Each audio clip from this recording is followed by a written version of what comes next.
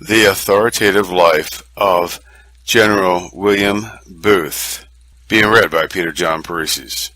Chapter 5. Fight Against Formalities.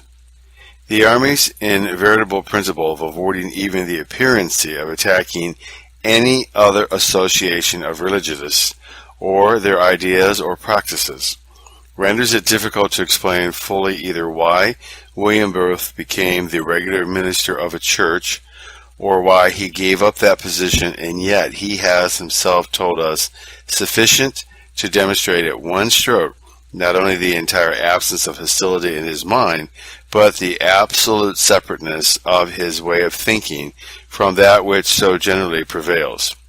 The enthusiastic welcome given to the general wherever he went by the clergy of almost every church indicates that he had generally convinced them that he had no thought of attacking them or their churches, even when he most heartily expressed his thankfulness to God for having been able to escape from all those trammels of tradition and forms which would have made his great life's work for all nations impossible.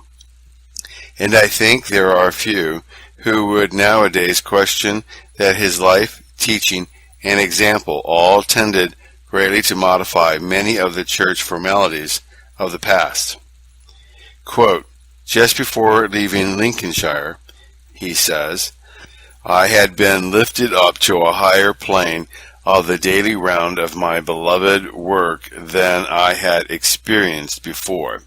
Oh, that stagnation into which I had settled down, the contentment of my mind which the love offered me at every turn by the people.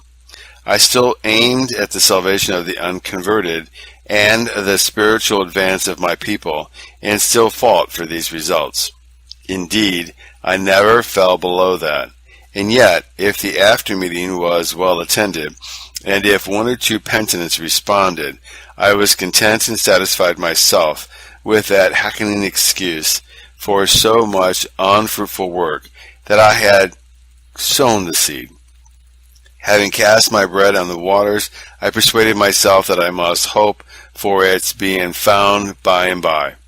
But I heard of a Reverend Richard Poole, who was moving the country, and the stories told me of the results attending his services had aroused in me memories of the years gone by when I thought little and cared less about the acceptability of my own performance so long as I could drag the people from the jaws of hell. I resolved to go and hear him. I found him at the house of a friend before the meeting, comparatively quiet. How I watched him! But when I had heard him preach from the text, said I not unto thee, that if thou wouldest believe, thou shouldest see the salvation of God? And had observed the blessed results. I went to my own chamber. I remember that it was over a baker's shop, and resolved that, regardless of man's opinions and my own gain or position, I would ever seek the one thing. Whilst kneeling in that room, there came into my soul a fresh realization of the greatness of the opportunity before me of leading men and women out of their miseries and their sin, and of the responsibility to go in for that which with all my might. In obedience to the heavenly vision, I made a consecration of the present and future of all I had and hoped to have to the fulfillment of this mission, and I believe God accepted the offering. I continued my public efforts in line with my new experience. Happily and freely as William Booth had been allowed to lead his people, however, he and his intended wife both saw that there could be no permanent prospect of victory amongst these, quote, reformers, unquote. The very popularity of a preacher was sure to lead to contentment about the sphere of his labors. Quote, the people, he writes, with whom I had come into union were sorely unorganized, and I could not approve of the ultra-radicalism that prevailed. Consequently, I looked about for a church nearer my notions of system and order, and in the one I chose, the Methodist New Connection, I found the people who were in those days all I could desire, and who received me with as much heartiness as my Lincolnshire friends had done. Ignorancy has different effects on different people. Some it puffs up with self-satisfaction. To others it is a source of mortifying regret. I belonged to the latter class. I was conditionally crying out, "Oh God, how little I am, and how little I know. Give me a chance of acquiring information, of learning how more successfully to conduct this all-important business of saving men, to which thou hast called me, and which lies so near my heart." To gratify this yearning for improvement, the church with which I had come into union gave me, at my request, an opportunity of studying under a then rather celebrated theologian. But instead of a better qualifying me for the work of saving men, by imparting to me the knowledge necessary for the task, and showing me in everyday practice how to put it to practical use, I was set to study Latin, Greek, various sciences, and other subjects, which, as I saw at a glance, could little help me in the all-important work that lay before me. However, I set to work, and with all the powers I had, commenced to wrestle with my studies. My professor was a man of beautiful disposition and had an imposing presence. The books he wrote on abstract and difficult theological problems were highly prized in those days. Moreover, he belonged to a class of preachers, not altogether unknown today, who have a real love for that order of preaching which convicts and converts the soul, although unable to practice it themselves. He knew a good thing when he saw it. The first time he heard me preach was on a Sunday evening. I saw him seated before me at the end of the church. I knew he was going to judge me, and I realized that my future standing in his estimation, as well as my position in the society I had now made my home, would probably very much depend on the judgment he formed of me on that occasion. I am not ashamed to say that I wanted to stand well with him. I knew also that my simple, practical style was altogether different from his own and from that of the overwhelming majority of the preachers he was accustomed to approve. But my mind was made up. I had no idea of altering my aim or style to please him, the world, or the devil. I saw dying souls before me, the gates of heaven wide open on the one hand, and the gates of hell open on the other, while I saw Jesus Christ with his arms open between the two, crying out to all to come and be saved. My whole soul was in favor of doing what it could to second the invitation of my Lord, and doing it that very night. I cannot now remember much about that service, except the sight of my professor, with his family around him, a proud, worldly daughter sitting at his side. I can remember, however, that in my desire to impress the people with the fact that they could have salvation here and then, if they would seek it, and to illustrate their condition, I described a wreck on the ocean, with the affrighted people clinging to the mast between life and death, waving a flag of distress to those on shore, and in response the lifeboat going off to the rescue. And then I can remember how I remembered my hearers, that they had suffered shipwreck on the ocean of time through their sins and rebellion, that they were sinking down to destruction, but that if they would only hoist the signal of distress, Jesus Christ would send off the lifeboat to their rescue. Then, jumping on the seat at the back of the pulpit, I waved my pocket handkerchief round and round my head to represent the signal of distress I wanted them to hoist, and closed with an appeal to those who wanted to be rescued to come at once and in the presence of the audience to the front of the auditorium. That night 24 knelt at the Savior's feet, and one of them was the proud daughter of my professor. The next morning was the time for examination and criticism for the previous day's work, and I had to appear before this doctor of divinity. I entered the room with a fellow student. He was put through first. After listening to the doctor's judgment of his performance, my turn came.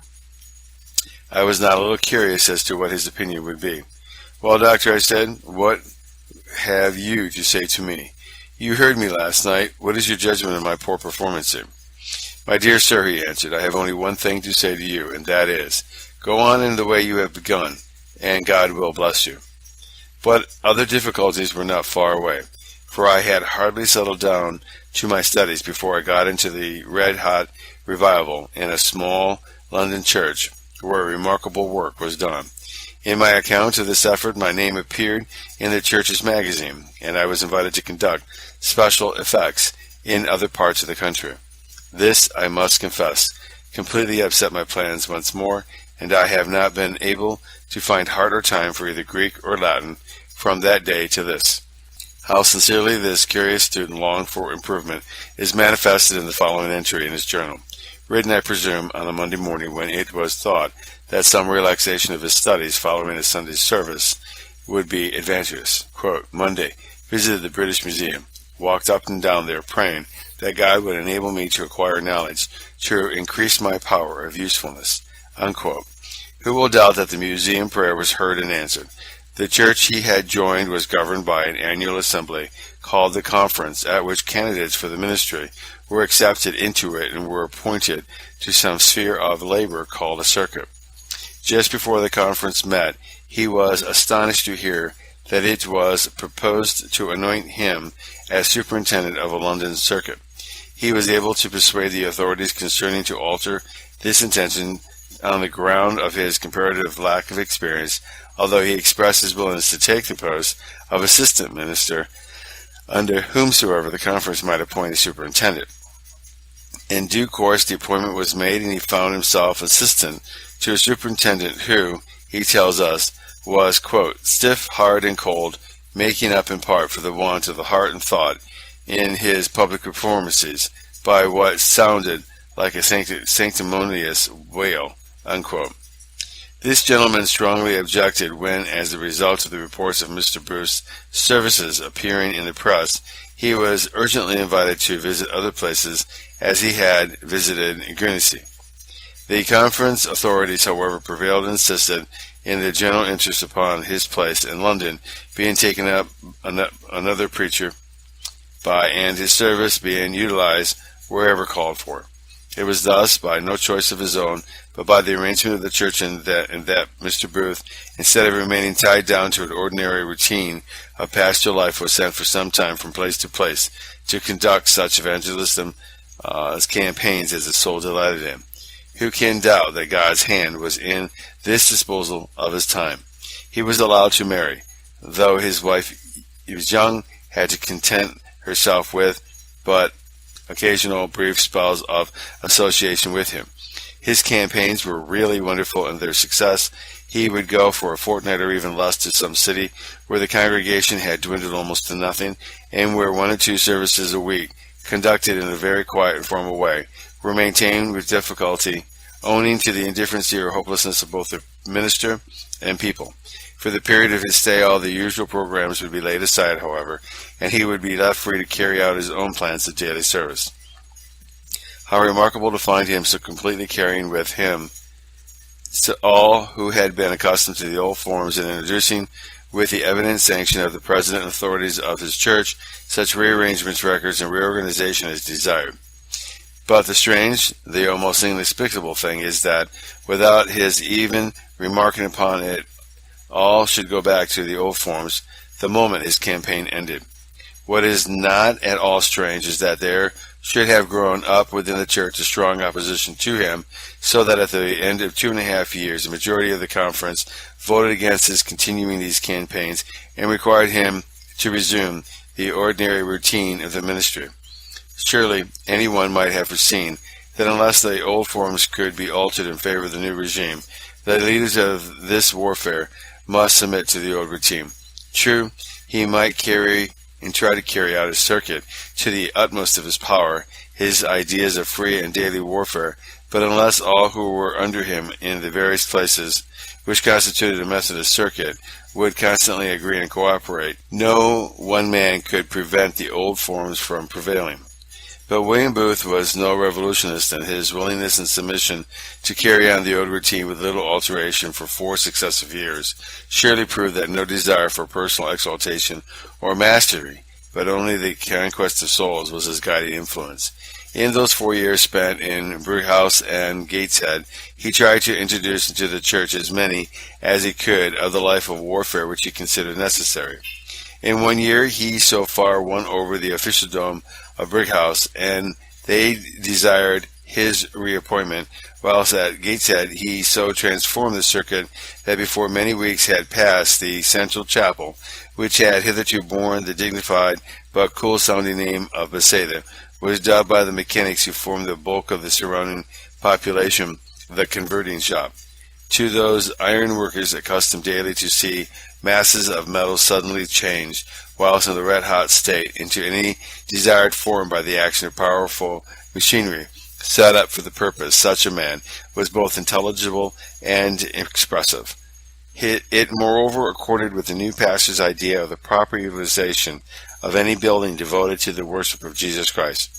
There ought to be felt there, he thought, that marvelous heat of divine love which was implied in Christ's engagement to baptize all his followers with fire, and the service should above all else be such as would ensure the immediate conversion to God of all who came under their influence. But in Gateshead, the general who was to discover the most potent force that could be brought to bear upon all these questions in the liberation of Mrs. Booth from the customary silence which church system had almost uniformly imposed upon women. It might almost be said that the whole problem of cold formality, as against loving warmth, could be solved by women's liberation. True, in the ordinary state of things, the most excellent ladies of any church become its most conservative bulwarks, and fortified, as they imagine, by a few words in one of St. Paul's epistles, such ladies can oppose every new spiritual force as powerfully as some of them opposed him in Antioch 1900 years ago. But daughters of God, who had been liberated by his Spirit, generally make short work of any continued opposition. Mrs. Booth, herself trained and hitherto feathered by this old school of silence, to the astonishment of everyone, prayed in the church on the first Sunday evening in Gateshead. The opposition of an influential pastor in a neighboring city to the public ministration of a Mrs. Palmer, a visitor from the United States, very soon afterwards led Mrs. Booth to defend her sister's action in the press, and thus to see more clearly than before what God could do through her if she was willing. The general had not yet seen the importance of this advance, and in view of his wife's delicate health had not pressed her into any sort of activity, much as he had valued her perfect fellowship with him in private. But he rejoiced, of course, in her every forward step, and when she not only visited a street of the most godless, drunken people in the neighborhood, he began to speak in the services. He gave her all the weight of his official as well as his personal sanction, little imagining at the time what a mighty force for the spread of truth he was thus enlisting. After faithfully serving the church in Gateshead for 3 years, he found the conference no more willing than before to release him from the evangelistic work which now both he and his wife more and more longed for. The final scene, when in a conference at Liverpool, Mrs. Booth confirmed the general's resolution to refute to continue even 1 more year his submission to form by calling out, quote, "Never," unquote, marked the stage in his career, which was decisive in a startling way as to the whole of his future. Quote, "It is true that I had a wonderful spirit of usefulness and happiness," says the general, "but I was not contented. I had many reasons of dissatisfaction. I was cribbed, cabined, and confined by a body of cold, hard usage, and even colder and harder people. I desired freedom. I felt I was called to a different spirit of labor. I wanted liberty to move forward in it. So when the conference definitely declined my request to set me free for evangelistic work, I bade them farewell. It was a heartbreaking business. Here was a great crowd of people all over the land who loved me and my dear wife. I felt a deep regard for them, and to leave them was a sorrow beyond description. But I felt I must follow what appeared to be the beckoning finger of my Lord. So with my wife and 4 little children, I left my quarters and I went out into the world once more, trusting in God, literally not knowing who would give me a shilling or what to do or where to go. All my earthly friends thought I was mistaken in this action, Some of them deemed me mad. I confess that it was one of the most perplexing steps of my life. When I took it, every avenue seemed closed against me. There was one thing I could do, however, and that was to trust God and wait for His salvation. The difficulty of the church was really insurmountable at that time. Since those days, most of the Protestant churches have learned that evangelistic work is just as essential as the ordinary pastoral ministrations. The fact is that neither the Booths nor the church were then aware that God, behind all their perplexities, was working out a plan of His own. Who laments that separation today? As the evangelists of any church, they could not possibly have become to so large an extent as the evangelists of all. End of chapter 5.